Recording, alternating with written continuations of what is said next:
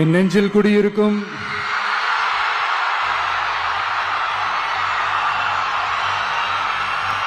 கரூர் சொந்தங்கள், உங்கள் அனைவருக்கும் என்னுடைய வணக்கம்.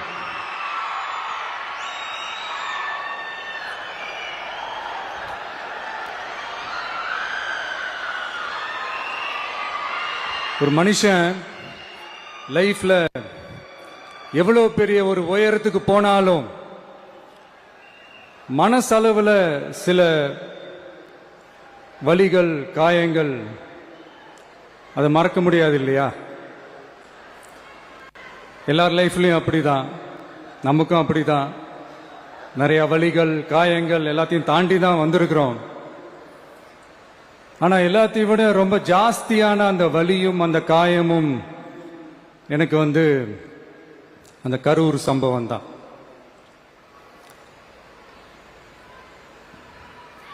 மக்களை சந்திக்கிறதுக்காக மக்களை சந்திக்கணும், மக்கள் பிரச்சனைகளை எடுத்து பேசணும்.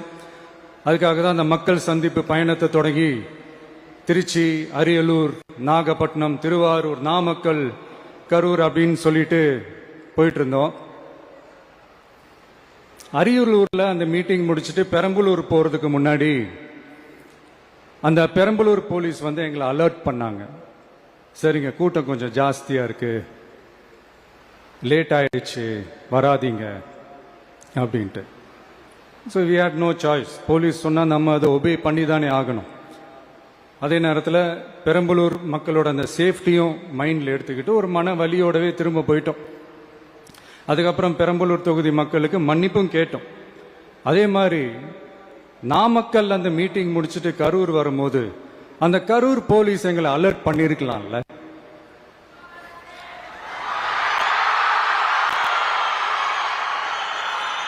இல்ல சார், இங்க எதிர்பார்த்ததை விட கொஞ்சம் கூட்டம் அதிகமா இருக்கு, கண்ட்ரோல் பண்ண முடியல, வராதீங்க. அண்ட் போலீஸ் நினைச்சா அவங்க அந்த மீட்டிங்கே கேன்சல் பண்ணலாம். ஏதோ தப்பா இருக்கு, ஏதோ தப்பா தோணுது அப்படின்னு நினைச்சிட்டாலே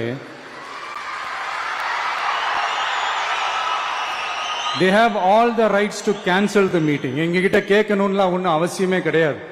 ஆனா அதையெல்லாம் எதுவுமே செய்யாம அந்த ஹைவேல இருந்து அந்த ஸ்பாட்டுக்கு போலீஸே எங்களை உள்ள கூட்டிட்டு வந்து விட்டு அந்த நாடகம்லாம் இருக்கு பாருங்க.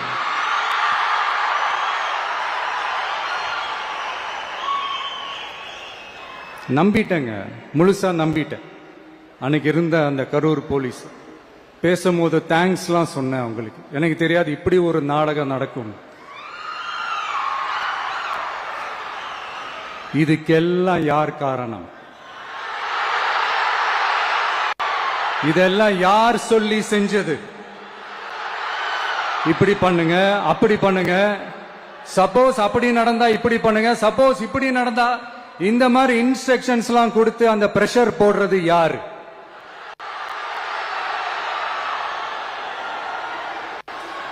அந்த சம்பவத்துல நம்ம யாரெல்லாம் இழந்திருக்கோம் தெரியுமா? ஒரு டிவியில என் படமோ பாட்டோ வந்துச்சுன்னா, அம்மா விஜய் மாமா, அம்மா விஜய் மாமா அப்படின்னு சொல்லி அவங்க அம்மா கிட்ட சிரிச்சுக்கிட்டு அந்த டிவி ஸ்கிரீனை போய் தொட்டு முத்தம் கொடுத்துக்கிட்டு என் அக்கா தங்கச்சிங்களோட தங்க பிள்ளைகளை இழந்திருக்கோம்யா. மழலை கூட சரியா வராதப்போ ஒரு பேப்பர் மேகசின்ல என் போட்டோவை பார்த்தா அது சிரிச்சுக்கிட்டு அந்த கள்ளங்கபடம் இல்லாத அந்த சிரிப்பு, அந்த கடவுள் மாதிரி இருக்கிற அந்த பச்சை பிள்ளைங்களை இழந்திருக்கோம்யா.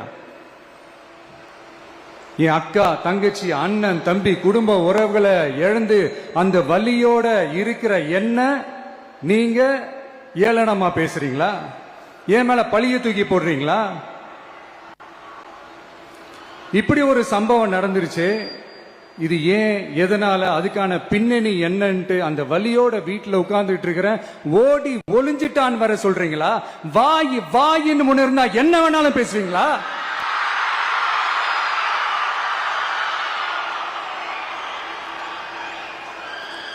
மக்களே, நான் உங்களையே கேட்கிறேன். அன்னைக்கு அத்தனை கிரௌட் இருந்துச்சு, அந்த கிரௌடுக்கு தகுந்த மாதிரி போலீஸ் பாதுகாப்பு கொடுத்தாங்களா?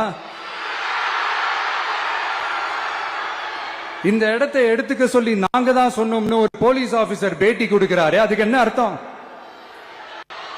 இவ்வளோ வலி, இவ்வளோ காயங்கள் கொடுத்துட்டு பழிய தூக்கி நம்ம மேல போட்டுட்டு அதுல ஒரு அரசியல் ஆதாயம் தேடுறீங்களேயா? இதுல வாய் கூசாம சட்டசபையில ஸ்டாலின் சார் நம்ம மேல திருப்பி விட்டு அங்க ஒரு அரசியல் செய்யறாரு. அதுக்கு என்ன அர்த்தம்? நமக்காக வந்திருக்கிற மக்களை காக்க வைக்கிறதுக்கு நான் ஒன்னும் ஆதாயம் தேடுற அரசியல்வாதி எல்லாம் கிடையாது. மக்களுக்காக அரசியலுக்கு வந்தவன் இந்த விஜய். எனக்காக எல்லாமும் கொடுத்த என் மக்களுக்காக எல்லாத்தையும் விட்டுட்டு மக்களுக்காக மட்டுமே அரசியலுக்கு வந்தவன் இந்த விஜய். அவங்களுக்காக நன்றி கடன் செலுத்துறதுக்காக மட்டுமே அரசியலுக்கு வந்தவன் இந்த விஜய். உங்களுக்கு தான் இந்த விஜயை பத்தி நல்லா தெரியுமே.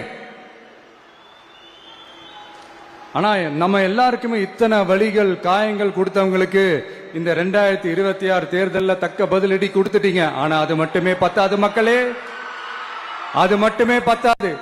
காலகாலத்துக்கும் எழுந்திருக்கவே முடியாத அளவுக்கு நிரந்தரமான ஒரு பதிலடியை நீங்க கொடுத்துக்கிட்டே இருக்கணும்.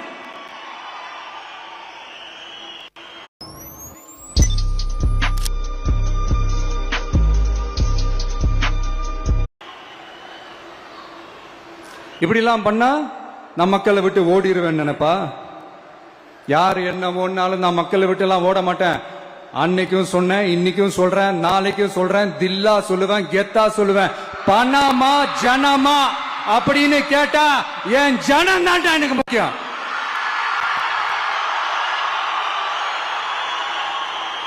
மக்களே, உங்களை விட எனக்கு இந்த காசு பணம் முக்கியமா என்ன?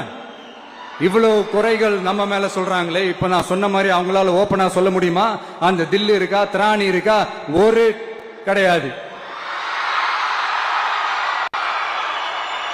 ஆனா நம்ம மக்கள் அமைச்சு கொடுத்த நம்ம அரச குறைகள் மட்டும் டிசைனா மாடல் மாடலா குறைகள் மட்டும் சொல்லுவாங்க. ஒவ்வொரு டிபார்ட்மெண்ட்லயும் அந்த பார்ட்டி ஃபண்ட், அந்த கட்சி நிதின்ற பேர்ல அடிக்கிற கொள்ளையெல்லாம் இந்த தீய சக்தியா இருக்கட்டும், தீந்து போன சக்தியா இருக்கட்டும், ரெண்டு பேரும் மாறி மாறி இதே தான் செஞ்சிட்டு இருக்கிறாங்க. இதுல ஒரு ஹைலைட் காமெடி என்னன்னா, சட்டசபையில பேசும்போது பார்ட்டி ஃபண்டுன்னு தான் சொன்னேன். அது எந்த பார்ட்டி, என்ன ஃபண்டு, யாரு, என்ன பேரு எதுவுமே சொல்ல. பார்ட்டி ஃபண்டுன்னு சொன்னவன எடுத்தாங்க பாருங்க ஒரு ஓட்டம். எனக்கே ஃபர்ஸ்ட் புரியல, ஏன்பா ஓடுறாங்க? அப்படி என்ன நம்ம சொல்லிவிட்டோம்? அதான் அந்த குற்றம் உள்ள நெஞ்சுக்கு தான் குறுகுறேங்கும். இது எப்படி இருக்கு தெரியுமா? எங்க அப்பா பீரோக்குள்ள இல்ல, எங்க அப்பா பீரோக்குள்ள இல்ல அப்படின்னு சொல்ற மாதிரி. ஐயோ, ஏன் கேக்குறீங்க? இவங்களோட செம்ம கூத்தா இருக்குங்க, செம்ம ஃபன்னா இருக்கு. சென்னையில ஒரு பாலம் கட்டுறதுக்காக நார்மலா ஆகிற செலவை விட அதிக செலவுல, கிட்டத்தட்ட டபுள் மடங்கு செலவுல ஒரு டெண்டர் ஒண்ணு விட்டுருக்கிறாங்க. அதையெல்லாம் தோண்டி எடுத்து அதெல்லாம் இப்போ கண்டுபிடிச்சு கேன்சல் பண்ணியிருக்கிறோம். இன்னும் எத்தனை கோடி ஊழல், எத்தனை லட்சம் கூடல் தோண்ட தோண்ட வருமோ எங்களுக்கே தெரியல. ஒவ்வொரு முகமுடியா கிழியுது. ஐயோ, இந்த விஜய் ஒவ்வொரு கதையா எடுத்து வெளியில விட்டுருவான் போலேன்ட்டு திரும்புற பக்கம்லாம் கதறல் கதறல் கதறல். காதல் இருந்து ரத்தம் வராத குறை. ஆமா, இப்படி ஊழல் ஊறி போனவங்க இப்படிதான் இருப்பாங்க. இந்த 50-55 நாட்கள்ல அங்க செஞ்ச சில விஷயங்கள் சட்டசபையிலே எடுத்து சொன்னேன். பட் இங்க ஒரு சில விஷயங்கள் சொல்லணும்னு நினைக்கிறேன். இந்த மின்சாரத்துறையில இதுக்கு முன்னாடி போட முடியாம இருந்த அந்த பதவி உயர்வை இப்பதான் எங்களால போட முடிஞ்சது. அதுக்காக ஒரு அக்கா அழுதுகிட்டே ஒரு நன்றி சொன்னாங்களே, அதெல்லாம் உங்க கண்ணில் படாது அந்த வீடியோ எல்லாம் குறை சொல்றவங்களுக்கு. அடுத்து லஞ்சம்லாம் ஒழிக்க முடியாது, ஊழல்லாம் ஒழிக்க முடியாது, அதெல்லாம் பிளட்டிலேயே ஊறி போய் இருக்கு அப்படின்னு சொன்னவங்க போய் ஒவ்வொரு கவர்மெண்ட் ஆபீஸா பாருங்க. ஒரு பைசா லஞ்சம் இல்ல, ஒரு பைசா ஊழல் இல்ல. வேலையெல்லாம் சும்மா டக்கு டக்கு டக்கு நடக்குது. ஒரு பெரியவர் ஒருத்தர் சொல்றாரு, தம்பி வேலையெல்லாம் நடக்குது, ஆனா அதையும் தாண்டி எங்களுக்கு மரியாதை கொடுக்கறாங்க தம்பி, உட்கார வச்சுலாம் பேசுறாங்க. இதெல்லாம் இதுக்கு முன்னாடி நடந்ததே இல்ல. அவனை போய் பாரு, இவனை போய் பாரு, இந்த ஆபீசரை போய் பாருன்னு சொல்லி அலைய விடுவாங்க. இப்ப லஞ்சம் இல்ல, ஊழல் இல்ல, வேலையெல்லாம் உடனே நடக்குது. மக்கள் அப்படி ஒரு பெருமூச்சு ஒண்ணு விடுறாங்க. அதை பார்த்து நமக்கு அப்படி ஒரு ஹாப்பினஸ். இதுக்கு மேல என்ன வேணும்? ஏன் இதெல்லாம் பண்ண முடியாது? மனசுன்னு ஒண்ணு இருந்தா பண்ணலாம். இப்ப பண்ணல. அதே மாதிரி இந்த L&T நிறுவனத்தோட 18,600 crore-க்கு 3 திட்டங்கள் அந்த ஒப்பந்தம் அந்த கையெழுத்து போட்டிருக்கிறோம். கிட்டத்தட்ட 8,200 பேருக்கு வேலை வாய்ப்பு. நான் சொல்றது அந்த 3 மாவட்டத்தை சேர்ந்தவங்களுக்கே அவ்வளவு வேலை வாய்ப்பு. குறுவை சாகுபடிக்காக 134 கோடியில அந்த சிறப்பு தொகுப்பு திட்டம் அறிவிச்சிருக்கிறோம் நம்ம விவசாயிகளுக்காக. இப்பவும் சொல்றேன், நம்ம விவசாய பெருமக்களே, உங்களோட இந்த அரசு கூடவே நிற்கும். பெண்கள் பாதுகாப்புக்காக சிங்கப்பெண் அதிரடி படை, அது உங்களுக்கு நல்லாவே முன்னாடியே தெரியும். வரப்போற அறிஞர் அண்ணா அவர்களுடைய பிறந்த நாள்ல உங்க அண்ணனுடைய அரசுல தாய் மாமன் தங்க மோதிர திட்டம் அறிவிக்கப்படும். இதெல்லாம் கேட்டாங்களே, வாக்குறுதி கொடுத்தீங்களே, என்னாச்சு என்னாச்சுன்னு. இந்த தீய சக்தி மாதிரி ரீல் தாய் மாமன்லாம் கிடையாது, ரியல் தாய் மாமன். எப்படி ரியல் தாய் மாமன்.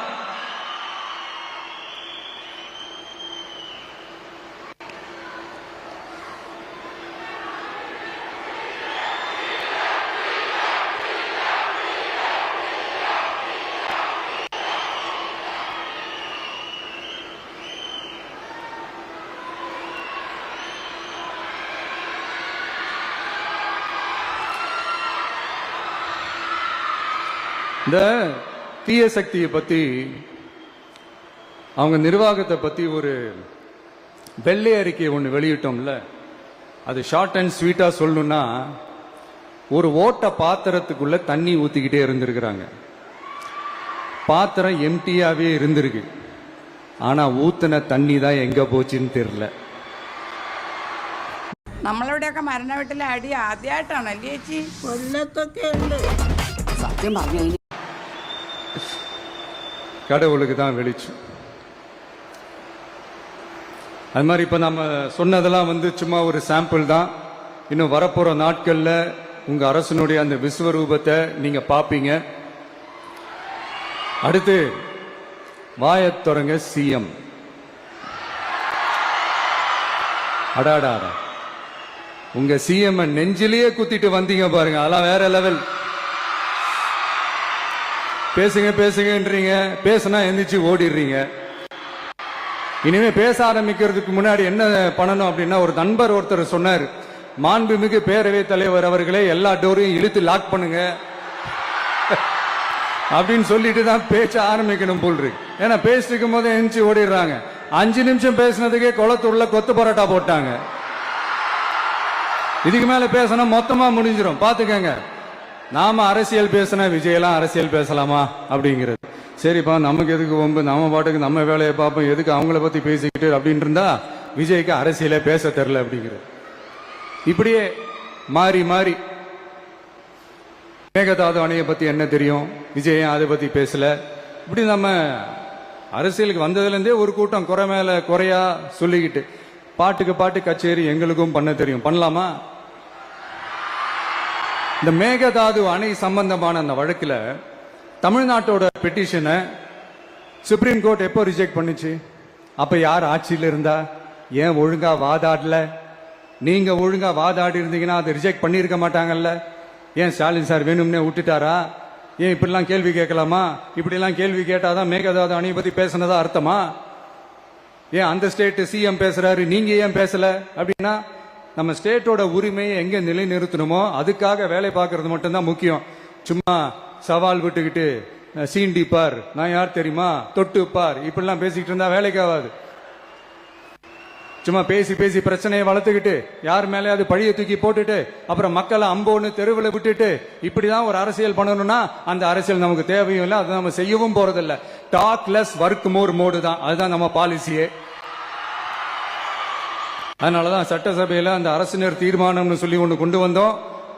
அது எப்படி டு டேக் இட் ஃபார்வர்ட், எப்படி கொண்டு போகணுமோ அதை சரியா செய்வோம். சென்ட்ரல் கவர்மெண்ட்ல இருந்து அந்த டீலிமிட்டேஷனை திரும்ப கொண்டு வர போறதா ஒரு பேச்சு ஒன்று அடிபடுது. யார் என்ன டீலிமிட்டேஷன் கொண்டு வந்தாலும் தமிழ்நாடு அது ஒத்துக்கவே ஒத்துக்காது. நமக்கான இடத்தை யாரும் பறிக்கவும் முடியாது, அது பறிக்கவும் விட மாட்டோம். இப்படி நாம இருக்கும்போது இந்த தீய சக்தி திமுக எங்க போய் நிக்குது, யார் கதவை தட்டிக்கிட்டு நிக்குது, அது உங்களுக்கே நல்லா தெரியும். மக்களே, இந்த தீய சக்தியும் தீந்து போன சக்தியும் வேற வேறலாம் இல்ல, கூட்டு களவாணிங்க. சொல்ல முடியுமா அவங்களால? எங்களுக்குள்ள ஒட்டும் இல்ல, உறவும் இல்ல, அறிவிக்க முடியுமா, நிரூபிக்க முடியுமா? இந்த வரப்போற இடைத்தேர்தல் அதை நிரூபிச்சு காட்டுங்க, அப்புறமா பேசுங்க. மக்களை, என் மனசை விட்டு கரூர் எப்பவும் நீங்கவே நீங்காது.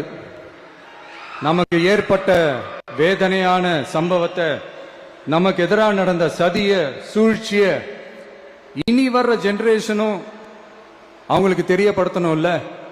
அதுக்காகவே இனி ஒரு அரசியல் சதிய, அரசியல் சூழ்ச்சிய யாரும் யோசிக்கவே கூடாதுன்றதுக்காகவே கரூர்ல ஒரு நினைவு சின்னத்தை நம்ம டிவிகே சார்பா அமைக்கப்படும் அப்படின்றத அறிவிக்கிறோம்.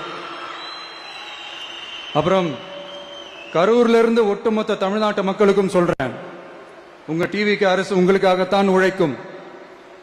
அடிப்படை வசதிகளை முதல்ல நிறைவேற்றணும். ஒரு பக்கம் நிதி நிலைமையை சரி செஞ்சுக்கிட்டே, இன்னொரு பக்கம் அப்படியே நாம சொன்னதுல பிரையாரிட்டி பார்த்து ஒவ்வொன்னா படிப்படியா நிறைவேற்ற ட்ரை பண்ணுவோம். இது எப்பவும் உங்களுக்கான அரசா தான் இருக்கும். இந்த விஜய் உங்க விஜயா தான் இருப்பான். நீங்க உரிமையோட உங்க கவர்மெண்ட்டை நீங்க அணுகலாம். இந்த தீய சக்தி ஆட்சி முடிஞ்சு பொட்டிக்குள்ள போனதுல இருந்து என்னென்னமோ பண்றாங்க, இது ஏதோ பேசுறாங்க, சோஃபாங்கிறாங்க, வாஷிங் மிஷினுங்கிறாங்க. இந்த அரசியல் வியாபாரம் பண்றதுக்கான அந்த வெண்டிங் மெஷினே அவங்க தான். யாரு? இந்த திமுக. இதுல நம்மளை பார்த்து வாஷிங் மிஷினுங்கிறாங்க. எலெக்ஷன்ல ஓட்டுக்கு காசு கொடுக்கிற அந்த கலாச்சாரத்தை, அந்த கல்ச்சரை அடிச்சு நொறுக்கி இருக்கிறோம். எலெக்ஷன்லயே அப்படி வேலை பார்த்த நாம, நமக்கு எதுக்கு இந்த குதிரை, கழுத, ஒட்டக பேரெல்லாம்? மக்களின் பக்கம். அப்படி இருக்கும்போது நமக்கு எதுக்கு இந்த பேரெல்லாம்? இந்த திருட்டு திமுக ஆட்சியை வச்சுக்கிட்டு ஊரடிச்சு ஒலையில போட்டு இந்த கொள்ளையை அடிச்சதுனாலதான் உங்க கரூர் கம்பெனி ஓனர் ஒருத்தர் எங்க எங்க இருக்காருன்னே தெரியாம ஓடு ஓடு ஓடு ஓடு ஓடு ஓடு ஓடு ஓடு வராம் பாரு வேட்டக்காரன் ஓடினே இருக்கிறாரு.